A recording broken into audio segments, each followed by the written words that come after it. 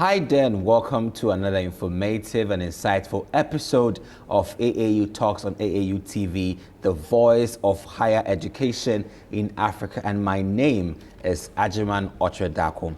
You will bear with me that over a decade or more into realizing the gains of the Sustainable Development Goals by the United Nations, we are still having some challenges with some very important aspect of it with regards to gender disparities. You know that SDG goal number 5 and number 10, all in some connective ways, talk about how we can reduce inequalities and also ensure that we have balance for gender, reducing inequality and giving room for gender growth, particularly on female participation and growth of the economy. So today I have with me Dr. Theodoria Akwelley Asiamah to help us discuss the disparities with gender and the Sustainable Development Goals realization. Stay with us, we'll be right back on this break, and then we zoom straight to discussions. Stay with us.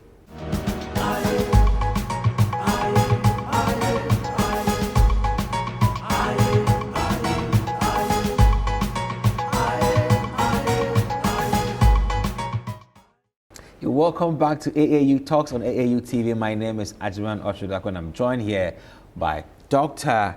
Theodoria Akwelley Asiamah. Doc, you're welcome to AAU Talks. Thank you very much. I'm glad to have you. And this is part of the special series right from the campus of the University of Environment and Sustainable Development. I'm glad to be here. Very serene environment. Thank you. It's good you like our environment. It happens that it rains almost every day.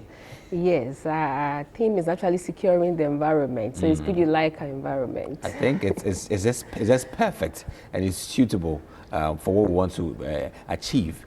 Let's begin with how things have been so far, lecturing in a very compelling program like Sustainable Development, which is something that we are all looking forward to achieve amidst the odds that we face. Our theme, Sustainable Development, is now the word of the day when it comes to development discourse. So it makes our university very unique, and it means we have to be up on our feet and carrying out research, carrying out activities and programs that speak to the name of our university. So we have a challenging task, but it's also interesting. Last year, for instance, on World Environment Day, we were all over at the radio stations, the media, educating people, sensitizing people on the environment. So our mantra is on the environment, and apart from teaching, we also have a task to the community. So it makes it challenging and also exciting. It's exciting, I'm telling you, it's exciting going to radio stations, and after you conduct your sensitization, they are phone in, and the calls that come in also give you some insight into research that you can conduct as an academic. So it makes it exciting. It's wonderful. You know, I want to ask you this very important question about how has the African continent that wide approached the SDGs? Are we doing well? Yeah, thank you very much, Ajiman. We are doing well. Honestly, we have some of the goals in our systems, in our institutions working. For instance, when it comes to education, access to education for all, that's SDG 3. Yes, we have, as Africa or some African countries, we focused on access to basic education. It has been a prerogative in Ghana to provide basic education for all from the time of F-Cube, even before we had the MDGs, that's the Millennium Development Goals. But then we are still not there when we compare ourselves to developed countries when it comes to issues of climate action, for instance, and issues of the environment. We seem to be laid back. We seem not to be concerned. The African continent seems to be far away, as if it doesn't concern us, as if issues of climate change doesn't concern us. So we need to do more there.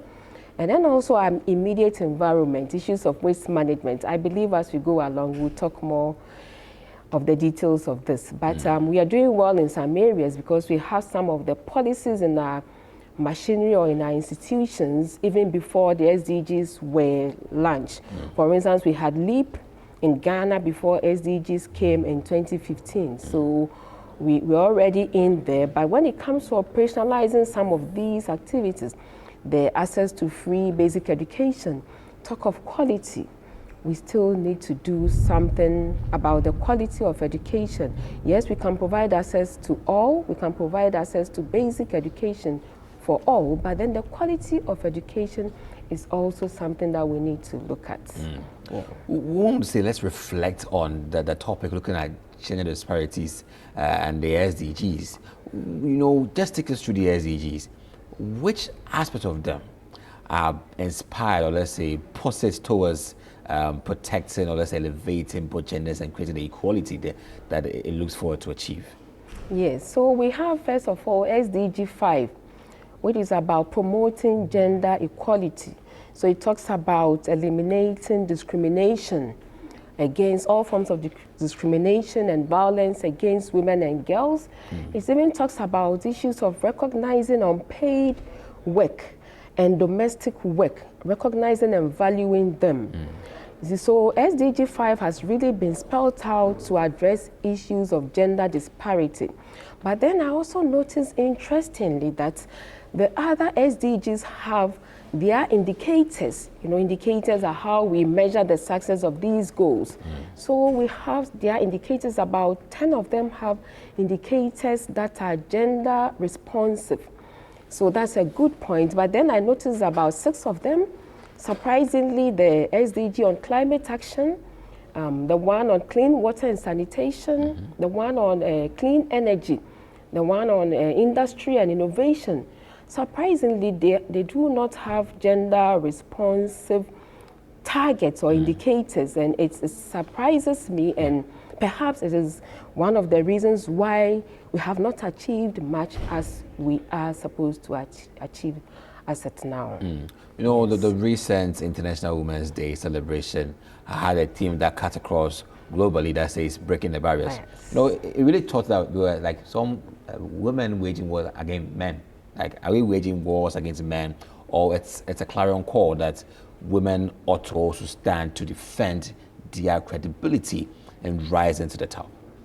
Yeah, we are not really waging war against men or against women. I will do the mark of breaking the bias. Okay. So we're breaking the bias this way. This way. Okay. breaking the bias. It's not necessarily a war, a physical war, nor an ideological war. But then we have structural defects. We have systemic defects that go against women. For instance, in employment, we still have inequalities in women participation in the labor market. It's all over, it's global. It's global, and you'll be surprised to even find out that in sub-Saharan Africa, we are even doing better. So we have these systemic inequities in the system pertaining. And also when it comes to Africa, we have patriarchy that is also reinforcing these inequalities. We have issues of discrimination against women. We have so many tribal or traditional rights, widowhood rights and all that really work against women. So these are the biases we are talking about. There's no war. Yes, we've made some progress, but because of these structural inequalities, we still have the gaps in employment, in education at some level, and even in access to facilities, and also participation in other areas of economic growth. We still have inequalities. You seem to be displeased with the fact that you assessed the entire 17 SDGs and you realized that only a few of them gave, or you could sense that there were some roles, gender roles to achieve them. The rest didn't really have some gender responsiveness to them. Let's look at how, in what sense, basically, can gender equality contribute to the Sustainable Development Goal? In what sense can we achieve that? Even before we had the Sustainable Development Goals, a lot of studies, as at 2010 by Stevens et al. And all that, they allude to the fact that participation of women is important for sustainable development. And even during the MDGs era, we used to say that development without the participation of women, we will have half the gains we are expecting. So with the SDGs, one shift or progress of the SDGs away from the MDGs is inclusivity. We are looking at inclusion. So if SDGs is about inclusion, then seriously we need women to participate in all these 17 goals, and we need to have targets that would deliberate enhance the participation of women in all these 17 goals. So we really need the participation of women in the SDGs. Great. Yeah. You know, counting on the SDGs again, you find that women have been pretty much delineated from its course. You expressed the displeasure against the fact that there were some systemic defects in the economy and workplaces that suppress women growth vertically in other forms. What has been the action thus far? Women affirmative actions has been advocated, yet we've seen no massive change. What has been the advocacy thus far? Yeah, so for instance, in Ghana, we have a gender policy in place. Hitherto, we're not having the Ministry of Gender, Children and Social Protection. Now we have that ministry in place. When you go to the various municipal assemblies or district assemblies, you see what we find the gender decks. So we have a gender decks that should ensure that all activities of the various municipal and district assemblies have gender inclusion. They are gender responsive and gender tailored. So these are there. So these are structures that have been put in place. But as to whether they are being operationalized is another question, which I did a recent study using the Ilokobo Municipal Assembly, and I realized that yes, we have fine structures in place. We have a gender office. It's manned by both men and women. But then when it comes to some of the activities, my study was actually looking at how the SDG 11, which is about sustainable cities and communities, how it is localized, how it is operationalized at the community level. And I found out that even in issues of waste management, we don't sensitize women.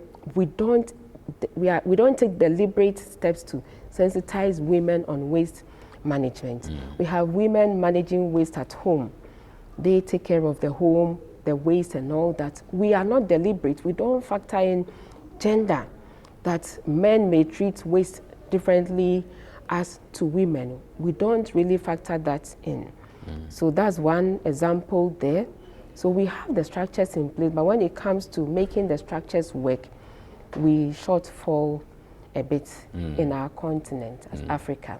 You would have to stay with us for more as we go for this break and come back and talk about how then do we promote gender equality towards the achievement of the SDGs. Stay with us.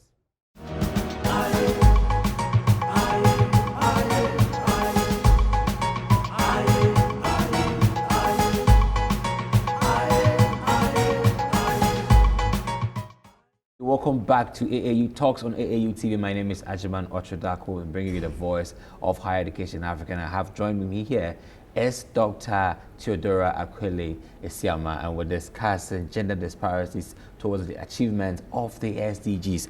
And Doc, before we move for the break, we were looking forward to talk about how do we promote gender equality in a continent bedridden with patriarchal systems, with a very, very huge dent on very big perception on women quality and their contributions. How then do we break through this? Yeah, we need to take deliberate steps.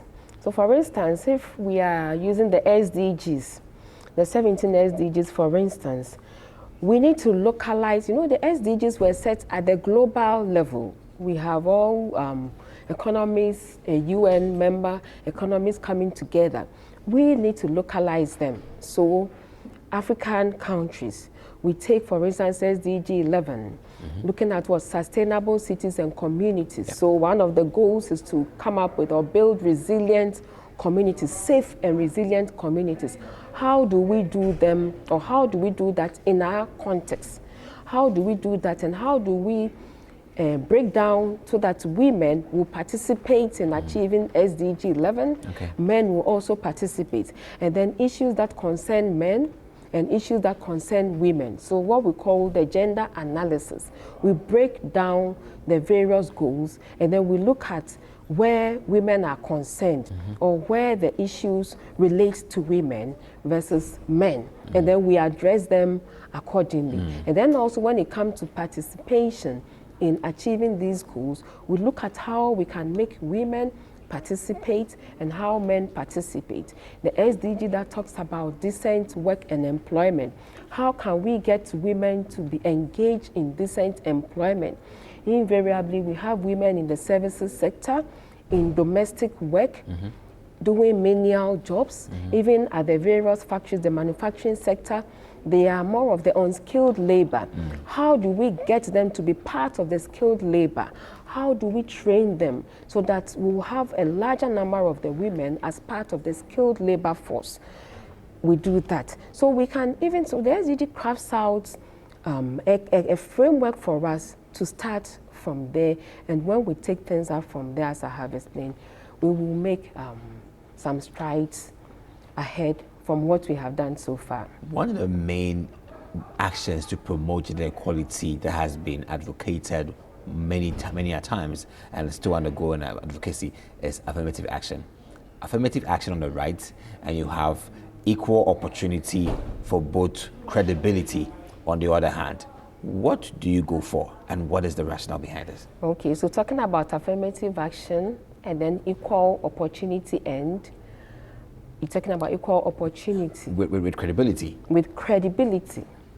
Yes, so affirmative action itself has a lifespan. We do not practice affirmative action indefinitely. It is for a purpose and it has a focus. So in education, we practice affirmative action until we get the equal numbers. So we get what we call gender parity of enrollment of males and females. So when we get to that point, then we shed off affirmative action, and now we go on to equal opportunity. So we don't practice affirmative action where we need to practice equal opportunity. So where we have a disparity, or we have lower numbers of females, we bring in affirmative action to increase the numbers. And then when we get to a point where we have parity, then we come in with equal opportunities with credibility. And come to how we can work this. It's been affirmative action all along. But then much also depends on women. We shouldn't just see ourselves as being added to the numbers because of affirmative action or because of equal opportunity. But women, we should also see ourselves as bringing something to the table. So also adding value in any discourse or discussion or participation that we are doing, we add value equally as the men. And then our worth will really be seen, and it will now become an issue of your competence and no more affirmative action or you, a woman, being given the chance. Yes. You know, one bigger challenge that we face in the African continent is giving women the opportunity to grow academically and be able to soar to whatever level they want to go. The statistics have not really been fair in terms of educated women in higher education and then with men. And that has actually changed the narrative, calling for an affirmative action. What has been the advocacy about women education and approach in higher education? Yes, so the advocacy has been focusing on the girl child, giving the girl child the basic education, because historically our forefathers were focusing on the male child. When we have limited resources in the household, the male child is given the education and the girl child is left behind. So it has been increasing attention on the girl child education. But then when it gets to higher level is also not just giving the girl child education, but encouraging the girl child to go to spaces that are male dominated. There are some careers or some disciplines that are male dominated. Engineering, for instance, is male dominated. Yeah. So encouraging the girl child to go into those fields. I was part of a research that we were looking at productive use of energy, and then looking at the gender difference of use of energy. So we looked at females in male-dominated employment. So we looked at welders, females who are welders. And the study came out that their works were very excellent. So when you have females in some male-dominated spaces, they are able to excel. That notwithstanding, when we also have some males in female-dominated occupations, so I advocate that we should have equal balances in the various vocations. I have observed that a vocation like nursing is female-dominated, but then when we have males also entering into that space, they also have what they bring to the profession. For instance, a patient that needs to be carried, or when we need physical strength, that doesn't mean women do not have the physical strength, but then they also have what they bring to the profession or to the career to make it wholesome. So at the higher level, we are looking at both males and females balancing out in occupations that seem to be female-dominated or male-dominated. Yes. Doc, would you want to allude to the fact that education or the role of higher education in trying to decipher, or let's say, turn things around on the ground in the minds of people, that the reason why gender inequality is thriving for all these years is because we haven't prioritized the female or girl child education and skill empowerment to be independent and assertive, or any other abstract virtue that puts them in a position to contribute? Yes, certainly. But these are not skills, these are what we call soft skills. They are not skills that are learned in the classroom or in the lecture hall. You see, so we build these skills through extracurricular activities. So certainly we have not focused on making the girl child independent. We might do well in making the girl child take up responsibilities, thinking that through taking up responsibilities, you will learn to be assertive, you will learn to be independent, and you will learn to be, let's say, aggressive. But it doesn't come out automatically. We need to be deliberate in training our girl children these skills, these soft skills. So it's not learned in the classroom. So extracurricular activities, and over here, UESD, we recently had what we call the Hope Road Show, where we instilled our core values into our students. So over here, both male and female students will have a first-hand understanding and sort of being reflective about the core values of honesty, opportunity, perseverance, and enterprising. So these are soft skills. We don't learn them in the classroom. So we organize programs to take them through these soft skills. So we believe that the girls amongst them will also take it up and move on with that. You know, once a book written by one pastor, Dr. Cranton Pepem, said that we have healed wounds but ugly scars. I wish to borrow this statement metamorphically to say that, you know, gender stereotyping has become a part of us in the African continent because of the very past, the history that we hail from, that we had that patriarchy and that delineating of females, to say that if you give birth to a female, you have to go try again because you haven't got what you want. These have become, these wounds may have been healed through education today, but the scars are still glaring as it may be. How are we trying to mitigate these stereotype actions for a better future? Yeah, these scars certainly are there, and they may be personalized. individuals experience them differently.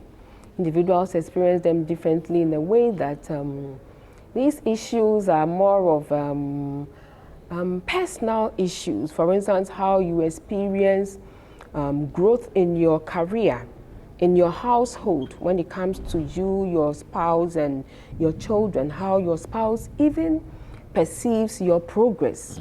Yes, so these are scars that are there. But then we need policies that will sort of iron out these scars. We need policies. So I spoke earlier on that the SDG 5 has one of its goals, recognizing and valuing unpaid work.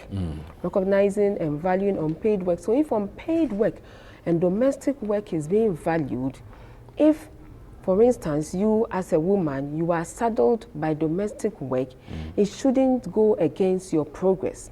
And in the same way, if you as a woman, you are progressing in your career and you seem to be ahead of your spouse, your male spouse, it shouldn't also be a problem. So policies will come in. We need policies that will come in. And also we need role models. We need, I think role models have set the pace. They have done so well. So when we see one role model doing well and not having issues in the home, it set the pace for others to also follow. So also, when we talk of gender, we don't talk of women alone, we need the men also.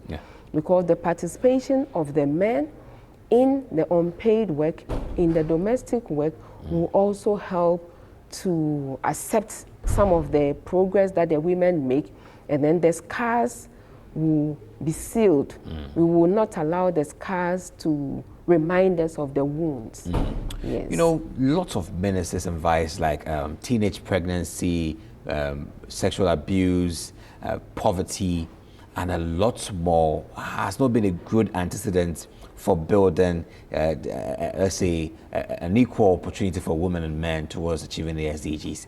How well are we trying to also correct the wrongs with these menaces and also driving these disparities away?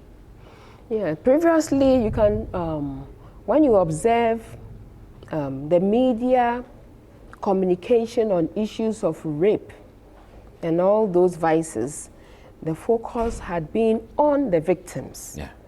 If it's a female who is the victim, the focus had been on the victim, and then the male perpetrator is not heard of. You know, so when it comes to stigmatization, the victim is stigmatized. But then we have gender policy. The gender policy, which is now in place, is actually looking at all these issues, whereby when there is an issue of rape where the female is the victim, in the news item, you shouldn't mention any name, or you shouldn't talk about the victim to increase the stigmatization. It is the perpetrator that should be heard of. You know, because these things, as you rightly said, have been setbacks. If you're a victim of rape and your name is all over in the media, it's a stigma to you, and it doesn't encourage you to move on in life. So issues of teenage pregnancy, we have also policies of encouraging teenagers who are in such situations to come back to school, to continue their education. And also, part of the gender decks at the various localities. When it comes to projects, community projects or district projects, there's education on gender and sexual violence. So for instance, the project I conducted at the Yilokrobo district municipal assembly. Tell us more about it. Yes, so I actually looked at how SDG 11 was being implemented at the district level. So SDG 11 is about sustainable cities and communities. So one of the targets or the objectives is to build safe, resilient communities. So I looked at some aspects. I looked at waste management. I looked at issues of flooding and disaster management. I looked at issues of infrastructure, housing and infrastructure. So one of the interventions is that when they are bringing contractors to put up any government buildings, the community members are sensitized. They are advised or educated against sexual violence or indiscriminate sexual activities that may be perpetrated by the contractors. Because there have been recent experiences where contractors come and then in the process of putting up buildings, because they stay in the community for some time, up to maybe 3 months, by the time they are done with their construction work, they have impregnated some of the females in the municipalities, and it's all exchanged for what? Financial resources. So then they leave them and then they go, and then the females are pregnant, and then the issue of paternity of the pregnancy is an issue. So the municipal assembly have been doing a good work before any project, any building, school construction is taken on. They sensitize the people in the community. You need to be careful, you need to watch guard against these indiscriminate sex activities and all that and so forth. So it helps to reduce the teenage pregnancy and the indiscriminate abuse of women in that area. So that's about it. And one of the findings I came out from the research is that the females in the community, when it comes to even knowledge and awareness of the SDGs, there is that gap there. So knowledge is a gap when it comes to the females in the community. Invariably, the males are more knowledgeable about even the SDGs than the females in the community. That's sad. And that leaves a huge toll on all the activists to do a lot more. So we need to, when it comes to sustainable development goal, we need to create awareness. Just as we have flyers or stickers around, we need to have stickers in all public institutions just to educate people. But then we need to localize the SDGs. If we talk about SDG 6, about clean water and sanitation, what does it mean to us? How do we ensure clean water and sanitation? We need to get our own sub-targets that is befitting our context in our various countries, and that will help us and take us far. That's splendid. Yes. So regardless of all the weaknesses that we experience in the African continent with regards to giving room for equal opportunities and participation towards the SDGs, today we count on the good that we've seen. That's about time that we intensify education and awareness creation and giving women a good room and enough room to contribute towards the SDGs, and not just well-waging aspect, but giving an equal platform for women and men to contribute towards the SDGs. And that's what we'll be talking about here with Dr. Theodoria Akwelley Asiamah. Thank you so much for your time, Doc, on AAU Talks as we discuss gender disparities towards the realization of the SDGs. We look forward that from your own confines, you would also respect